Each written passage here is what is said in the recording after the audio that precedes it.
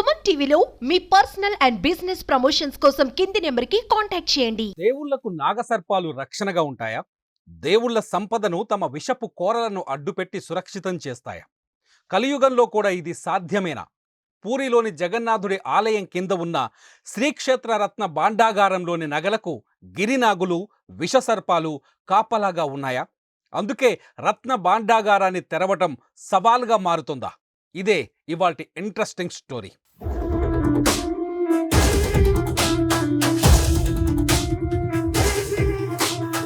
పూరి జగన్నాథుడి ఆభరణాల గురించి ఇప్పుడు దేశవ్యాప్తంగా సీరియస్ చర్చ జరుగుతోంది. పూరి ఆలయం కింది భాగంలో ఉన్న శ్రీక్షేత్ర రత్న భాండాగారంలో జగన్నాథుడి పురాతన నగలను భద్రపరిచారు. ఇప్పుడు ఆ నగలను, వాటి విలువను లెక్కించే అంశం దేశం దృష్టిని ఆకర్షిస్తోంది. దాదాపు 46 ఏళ్ల తర్వాత ఈ రత్న భాండాగారాన్ని తెరుస్తున్నారు. అయితే అది తెరవటం అనేది అతి పెద్ద సాహసంగా కనిపిస్తోంది. ఎందుకంటే పూరి జగన్నాథుడి రత్న భాండాగారంలో ఉన్న నగలను చేరుకోవాలి అంటే వాటికి కాపలాగా ఉన్న కాలనాగులను, విషపు సర్పాలను ముందు జయించాలి అని చెబుతున్నారు. అందుకే ఈ వార్త ఇప్పుడు దేశంలో అత్యంత చర్చనీయాంశమయ్యింది.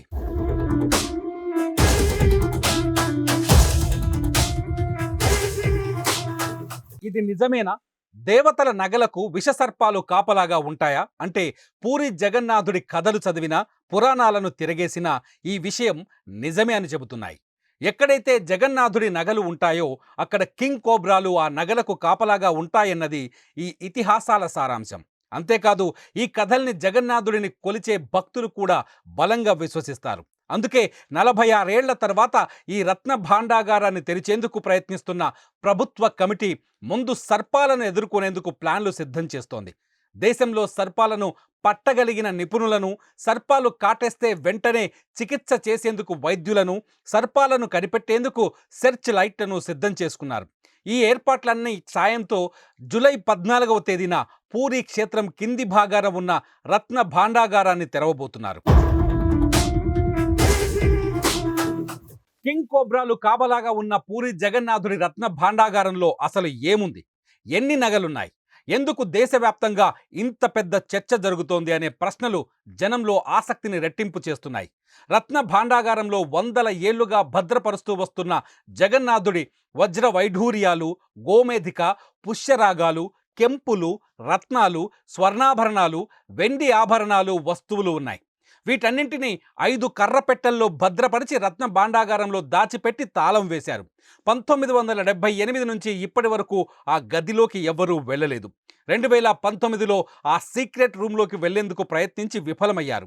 మళ్ళీ ఇప్పుడే ఆ గది తలుపులు తెరిచేందుకు సాహసం చేస్తున్నారు.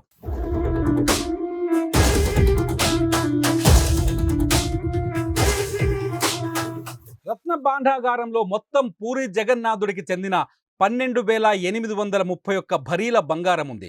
22,153 భరీల వెండి ఉంది. ఈ వెండి వస్తువులకు అత్యంత విలువైన వజ్ర వైఢూర్యాలను పొదిగారు. ఇందులో 1500 ఏళ్ల క్రితం నాటి ఆభరణాలు ఉన్నాయి. అప్పటి రాజులు, పాలకులు వీటిని తయారు చేయించారు. 1926లో ఓసారి ఈ రహస్య గదిని తెరిచి ఆభరణాలను లెక్కించారు. ఆ తర్వాత 1978లో మాత్రమే తెరిచారు. 1985లో గదిని కొందరు అధికారులు తెరిచి ఆభరణాలను లెక్కించే సాహసం చేయలేకపోయారు. 1978లో కూడా ఈ ఆభరణాలను లెక్కించడానికి 70 రోజుల సమయం పట్టింది. అయినప్పటికీ మరో 14 ఆభరణాలను లెక్కించలేక వదిలేశారు. తమిళనాడు, గుజరాత్ నుంచి నిపుణులైన స్వర్ణకారులను తీసుకొచ్చి విలువ కట్టే ప్రయత్నం చేశారు. కానీ అది ఫలించలేదని చెబుతున్నారు. దీంతో రత్న భాండాగారంలో ఉన్న ఆభరణాల విలువ ఎవ్వరికీ అంతు చిక్కటం లేదన్నదే ఇక్కడ అసలు పాయింట్.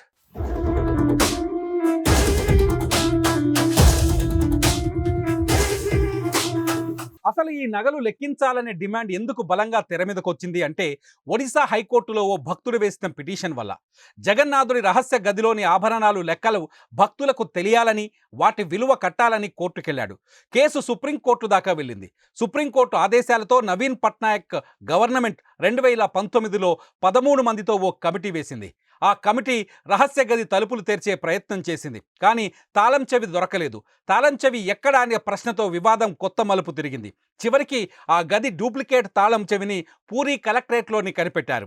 అయితే మొన్నటి ఎన్నికల్లో రత్న భాండాగారం ఆభరణాల లెక్కింపు కూడా ఓ రాజకీయ అస్త్రంగా మారింది. తాము గెలిస్తే ఆభరణాలను లెక్కిస్తామని బీజేపీ మాటిచ్చింది. ఆ మాట ప్రకారం తాజాగా విశ్వనాథ్ రథ్ అధ్యక్షతన మరో 16 మందితో కమిటీని నియమించింది. ఆ కమిటీ ఇప్పుడు ఆ గది రహస్యాన్ని ఛేదించేందుకు సిద్ధమైంది.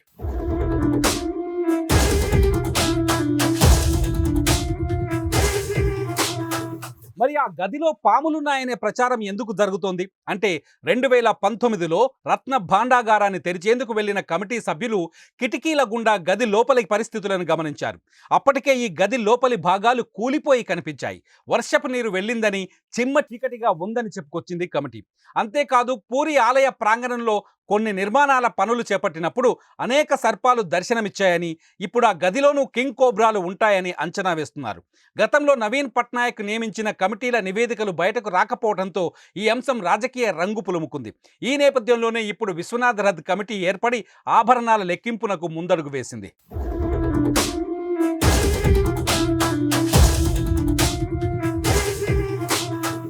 1978లో జరిగిన లెక్కింపు మాదిరిగా కాకుండా ఇప్పుడు జగన్నాథుడి ఆభరణాల మీద ఓ స్పష్టమైన నివేదిక ఇవ్వాలని భావిస్తోంది బీజేపీ ప్రభుత్వం. అందుకే నిపుణులను సిద్ధం చేసింది. నగల విలువను అంచనా వేయటానికి వాటిని రహస్య గది నుంచి మరో ప్రాంతానికి తరలించాలని, పాడైపోయిన నగలకు మెరుగులు దిద్దాలని కూడా నిర్ణయించింది. 1978లో విలువ కట్టకుండా వదిలేసిన ఆ 14 ఆభరణాలకు కూడా విలువ కట్టాలని ఆలోచిస్తోంది. దీంతో పాటు తాము ఎంతో భక్తి శ్రద్ధలతో కొలిచే పూరి జగన్నాథుడి ఆస్తుల గురించి భక్తులు కూడా స్పష్టత ఉండాలని ప్రభుత్వం భావిస్తోంది.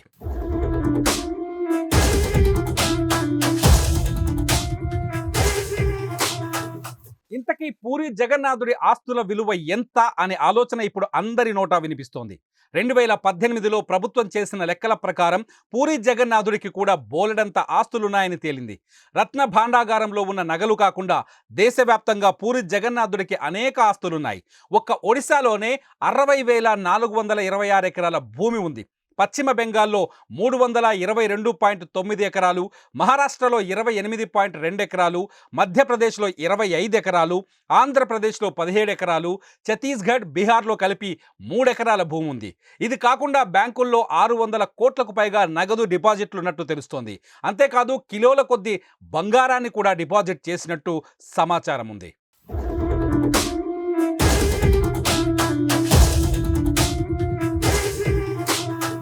జూలై 14వ తేదీన శ్రీక్షేత్ర రత్న భాండాగారం రహస్యం తేలిపోతే పూరి జగన్నాథుడి ఆస్తులపైన స్పష్టమైన నివేదిక వచ్చే అవకాశం ఉంది. అంతేకాదు ఆ నగల భద్రత పైన ఉన్న విమర్శలకు కూడా సమాధానాలు దొరుకుతాయి.